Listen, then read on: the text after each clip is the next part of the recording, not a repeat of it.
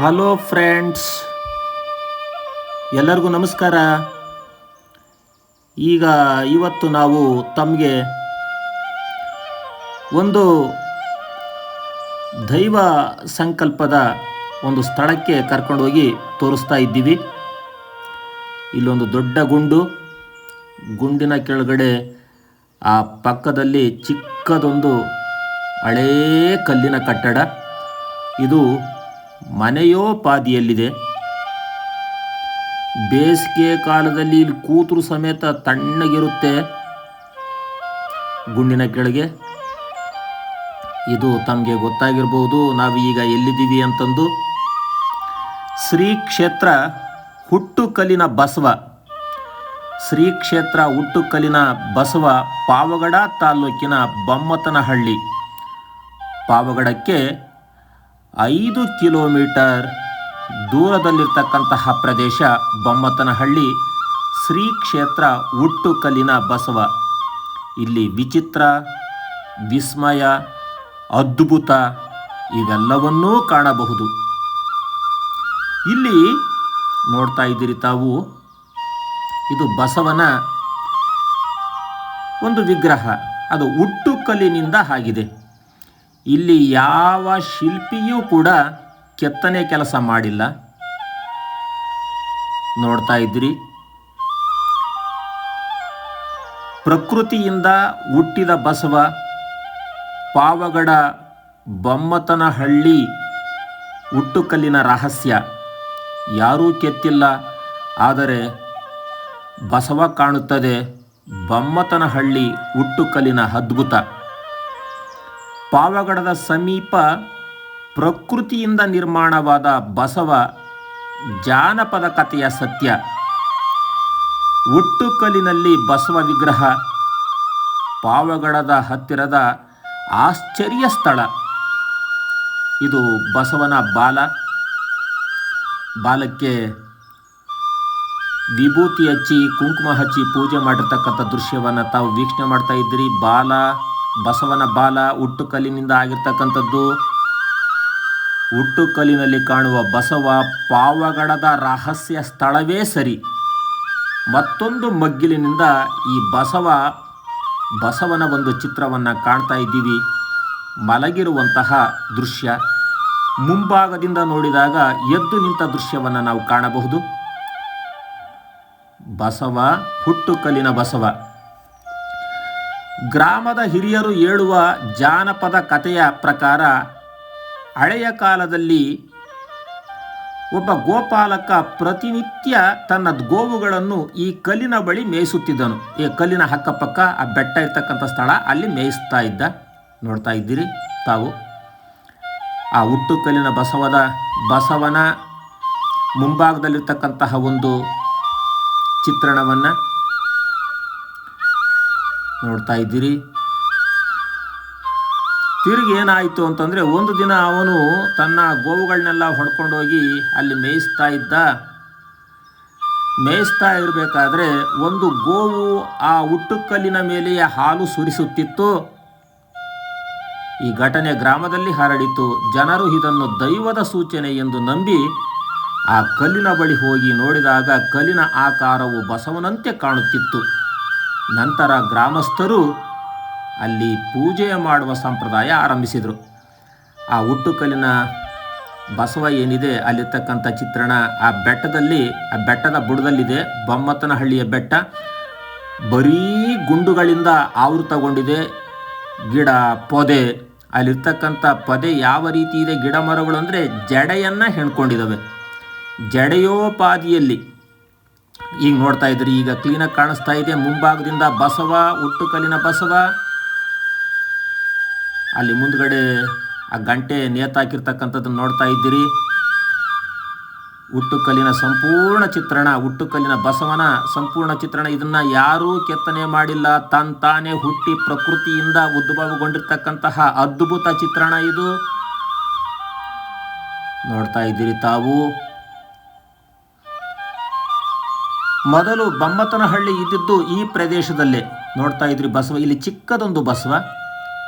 ಈ ಚಿಕ್ಕ ಇದು ಕೆತ್ತನೆ ಕೆಲಸದಿಂದ ಮಾಡಲ್ಪಟ್ಟಿದೆ. ಇದೇ ರೀತಿ ಆ ಪಕ್ಕದಲ್ಲಿ ಹುಟ್ಟುಕಲ್ಲಿನಿಂದ ಸೃಷ್ಟಿಯಾಗಿರ್ತಕ್ಕಂತಹ, ಪ್ರಕೃತಿಯಿಂದ ಸೃಷ್ಟಿಯಾಗಿರ್ತಕ್ಕಂತಹ ಬಸವ. ಇದು ಗಣಪತಿ ವಿಗ್ರಹ. ಪಕ್ಕದಲ್ಲಿ ಬಸವನ ಬಲಭಾಗದಲ್ಲಿ ಇಟ್ಟಿದ್ದಾರೆ. ಆ ಚಿಕ್ಕದೊಂದು ಗೂಡು ನೋಡ್ತಾ ಇದ್ರಿ, ಗಿಡ ಮರ ಪೊದೆ. ಇದು ಬೊಮ್ಮತ್ತನಹಳ್ಳಿಯ ಬೆಟ್ಟ.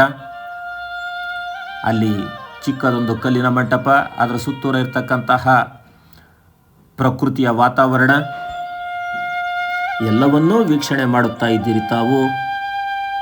ಆ ಪಕ್ಕದಲ್ಲೇ ಒಂದು ಛತ್ರ ಇದೆ. ಅದರಲ್ಲಿ ಮದುವೆ ಶುಭ ಕಾರ್ಯಗಳನ್ನು ಅಲ್ಲಿ ಮಾಡಿಕೊಂಡು ಹೋಗ್ತಾರೆ. ನೋಡ್ತಾ ಇದ್ದೀರಿ, ಪ್ರಕೃತಿಯ ರಮಣೀಯ ಸ್ಥಳ ಶ್ರೀ ಕ್ಷೇತ್ರ ಹುಟ್ಟುಕಲ್ಲಿನ ಬಸವ, ಪಾವಗಡ ತಾಲೂಕಿನ ಬೊಮ್ಮತ್ತನಹಳ್ಳಿ.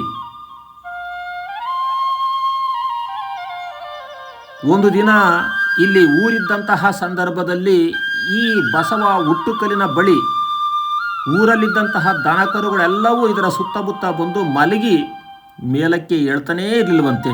ನೋಡ್ತಾ ಇದ್ರಿ ಬಸವನ ವಿಗ್ರಹವನ್ನು ದೂರದಿಂದ ತೋರಿಸ್ತಾ ಇದ್ದೀವಿ ನಾವು. ನೋಡ್ತಾ ಇದ್ರಿ, ಅಲ್ಲೇ ಪಕ್ಕ ಛತ್ರ ಇದೆ. ಈ ಛತ್ರದಲ್ಲಿ ಮದುವೆ ಶುಭ ಕಾರ್ಯಗಳು ನಡೀತವೆ.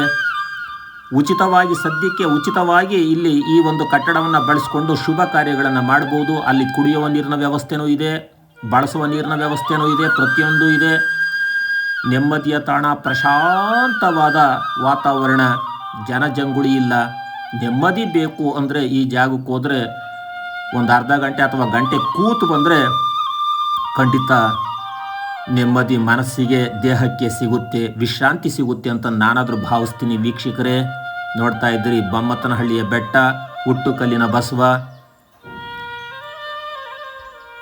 ಇಲ್ಲಿ ನಾನೀಗಾಗಲೇ ಹೇಳಿದೆ ತಮಗೆ, ಇಲ್ಲಿ ಮೊದಲು ಬೊಮ್ಮತ್ತನಹಳ್ಳಿ ಇಲ್ಲಿತ್ತು. ತದನಂತರ ಈಗಿರ್ತಕ್ಕಂಥ ಸ್ಥಳಕ್ಕೆ ಅದು ಹೋಯಿತು ಅಂತಕ್ಕಂಥ ಒಂದು ಇತಿಹಾಸದ ಸುದ್ದಿ ಇದೆ. ಈ ಬೆಟ್ಟ ಬರೇ ಕಲ್ಲುಗುಂಡುಗಳಿಂದ ರಾಶಿ ಹಾಕಲ್ಪಟ್ಟಂತೆ ಕಾಣುತ್ತಿದೆ. ನೋಡ್ತಾ ಇದ್ದೀರಿ, ಗಿಡ ಮರಗಳು ಸ್ವಲ್ಪ ಕಡಿಮೆನೇ, ಇಲ್ಲಿ ಬರೀ ಪೊದೆ ಅಂಥವು ಕಾಣಿಸ್ತಾ ಇದ್ದಾವೆ ಇಲ್ಲಿ ಈ ಬೆಟ್ಟದಲ್ಲಿ ಸುತ್ತ. ಯಾಕೆಂದರೆ ಬರೇ ಗುಂಡುಗಳೇ ಇಲ್ಲಿರ್ತಕ್ಕಂಥದ್ದು, ಚಿಕ್ಕ ಚಿಕ್ಕ ಗಿಡಗಳು, ಅಂತಹ ದೊಡ್ಡ ಮರಗಳು ಇಲ್ಲಿ ಏನು ಕಾಣ್ತಾ ಇಲ್ಲ. ಆದರೆ ಈ ದೇವಸ್ಥಾನದ ಬಳಿ ಮಾತ್ರ ದೊಡ್ಡ ಮರಗಳು ಇರುವುದನ್ನು ಕಾಣಬಹುದು. ನೋಡ್ತಾ ಇದ್ದೀರಿ ತಾವು.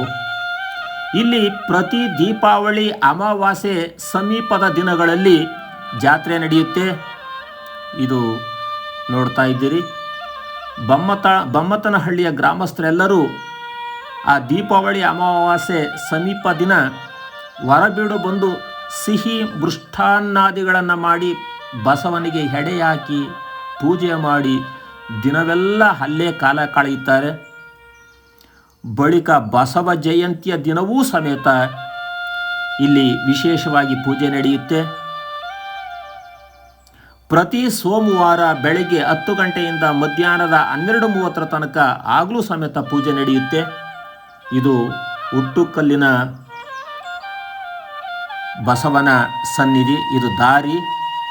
ಇದು ಎಲ್ಲಿದೆ ಅಂತಂದರೆ ಬೊಮ್ಮತ್ತನಹಳ್ಳಿಯಿಂದ ಸುಮಾರು 1 ಕಿಲೋಮೀಟರ್ ದೂರದಲ್ಲಿದೆ. ಆ ಬೆಟ್ಟ ಇದೆಯಲ್ಲ, ಬೊಮ್ಮತ್ತನಹಳ್ಳಿ ಬೆಟ್ಟ, ಆ ಬೆಟ್ಟದ ಹಿಂಭಾಗದಲ್ಲಿ ಇದೆ. ಬೊಮ್ಮತ್ತನಹಳ್ಳಿ ಕಡೆದು ಮುಂಭಾಗ ಆದರೆ ಅದರ ಹಿಂಭಾಗಕ್ಕೆ ಬಸವನ ದೇವಸ್ಥಾನ. ಈಗ ಬೆಟ್ಟವನ್ನು ಸಂಪೂರ್ಣವಾಗಿ ತಾವು ವೀಕ್ಷಣೆ ಮಾಡ್ತಾ ಇದ್ದೀರಿ. ಬೊಮ್ಮತ್ತನಹಳ್ಳಿ ಬೆಟ್ಟವನ್ನು ತಾವು ವೀಕ್ಷಣೆ ಮಾಡ್ತಾ ಇದ್ದೀರಿ ವೀಕ್ಷಕರೇ. ಇದು ರಸ್ತೆ. ಈ ರಸ್ತೆ ಸೀದಾ ಎಲ್ಲಿಗೆ ಹೋಗುತ್ತೆ ಅಂತಂದರೆ ಇದು ಪಾವಗಡಕ್ಕೇ ಬರುತ್ತೆ. ದೇವಲಕೆರೆ ಪಾವಗಡ ಆ ಮಧ್ಯಕ್ಕೆ ಅದು ಕನೆಕ್ಟ್ ಮಾಡುತ್ತೆ ಆ ರಸ್ತೆ. ನೋಡ್ತಾ ಇದ್ರಿ, ಬರೀ ಕಲ್ಲು, ಈ ಗುಂಡುಗಳ ರಾಶಿಯನ್ನು ಮಾಡಿದಂತೆ ಈ ಬೆಟ್ಟ ಕಾಣುತ್ತೆ. ಆ ಪಕ್ಕದಲ್ಲಿ ಸ್ವಲ್ಪ ಹಚ್ಚ ಹಸಿರಿನಿಂದ ಕೂಡಿರ್ತಕ್ಕಂಥ ಹೊಲ ಗದ್ದೆಗಳನ್ನ ಬಿಟ್ಟರೆ ಬಿಕೋ ಅಂತ ಇದೆ. ಇವರು ಈ ದೇವಸ್ಥಾನಕ್ಕೆ ಪೂಜಾರಿ, ಹುಟ್ಟುಕಲ್ಲಿನ ಬಸವಗೆ. ಇವ್ರ ಹೆಸರು ಬಸಮ್ಮ ಅಂತಂದೇಳಿ. ಇವರು ಅವಿವಾಹಿತೆ, ಹುಟ್ಟಿನಿಂದಲೂ ಸಮೇತ ಇವರು ಮದುವೆ ಆಗಿಲ್ಲ. ಸುಮಾರು ಒಂದು 15 ವರ್ಷಗಳಿಂದ ಈ ಶಿವಶರಣೆ ಬಸಮ್ಮನವರು ಆ ಹುಟ್ಟುಕಲ್ಲಿಗೆ ಪೂಜೆ ಮಾಡ್ಕೊಂಡು ಬಂದಿದ್ದಾರೆ. ಅವರೇನೆ ಅರ್ಚಕರು. ಇಲ್ಲಿ ಕಾಣಿಸ್ತಾ ಇರ್ತಕ್ಕಂಥವರು ಅವರ ಸಹೋದರ ಸದಾಶಿವಯ್ಯ. ಇದು ಅವರ ಮನೆ. ಇವರು ಬಸಮ್ಮನವರ ತಾಯಿ, ಸುಮಾರೊಂದು 95 ವರ್ಷದ ಮುದುಕಿಯವರು. ಇದು ಹುಟ್ಟುಕಲ್ಲಿನ ಬಸವನ ದೇವಸ್ಥಾನದ ಅರ್ಚಕರು ಬಸಮ್ಮನವರು. ಇವರು ಬಮ್ಮತ್ತನಹಳ್ಳಿಯಲ್ಲೇ ವಾಸ ಇದ್ದಾರೆ. ಇದು ಅವರ ಮನೆ. ಇದು ಬಮ್ಮತ್ತನಹಳ್ಳಿಯ ದೃಶ್ಯ. ಇಲ್ಲಿಂದ ಇದು ಬಮ್ಮತ್ತನಹಳ್ಳಿಗೆ ಹೋಗೋದು ಹೆಂಗೆ ಅಂದರೆ, ಇದು ಪಾವಗಡ ಮತ್ತು ಚಳ್ಳಕೆರೆಗೆ ಹೋಗ್ತಕ್ಕಂಥ ರಸ್ತೆ. ಪಾವಗಡವನ್ನು ಬಿಟ್ಟರೆ ಮೊದಲು ಸಿಗ್ತಕ್ಕಂಥದ್ದೇ ಬಮ್ಮತ್ತನಹಳ್ಳಿ ಗೇಟು ಅಥವಾ ಬಮ್ಮತ್ತನಹಳ್ಳಿ ಊರು. ಈಗ ಚಳ್ಳಕೆರೆ ಕಡೆಗೆ ಹೋಗ್ತಕ್ಕಂಥ ದೃಶ್ಯವನ್ನು ತೋರಿಸ್ತೀವಿ. ಇಲ್ಲಿಂದ ಎಡಭಾಗಕ್ಕೆ ಬಮ್ಮತ್ತನಹಳ್ಳಿ ಅಂತ ಬೋರ್ಡ್ ಇದೆಯಲ್ಲ, ಎಡಭಾಗಕ್ಕೆ ಹೋಗಬಹುದು. ಅಲ್ಲಿ ಬಸವನ ದೇವ